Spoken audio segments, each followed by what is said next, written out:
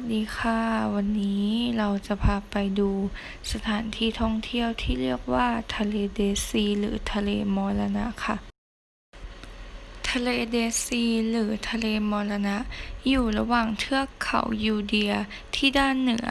และที่ราบสูงทานจอร์แดนที่ด้านตะวันออกแม่น้ำจอร์แดนจะไหลจากทางเหนือมายังทะเลเดซีซึ่งมีความยาว80กิโลเมตรและมีความกว้างถึง18กิโลเมตรส่วนพื้นที่นั้น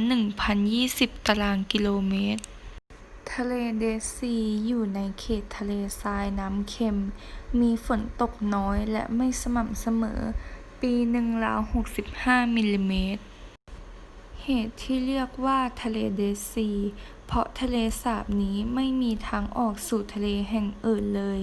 มีเพียงแม่น้ำจอร์แดนที่ไหลลงสู่ทะเลเดซีนี้เท่านั้นเมื่อเวลาผ่านไปน้ำในทะเลนี้ระเหยขึ้นทำให้เกลือในทะเลสาบเดซีตกค้างอยู่ในบริเวณเดิมน้ำในทะเลสาบเดซีจึงมีความเค็มมากกว่าน้ำทะเลปกติถึง6 เท่าด้วยเหตุที่น้ำมีความเค็มมากขนาดนี้ทำให้ไม่มีสิ่งมีชีวิตอาศัยอยู่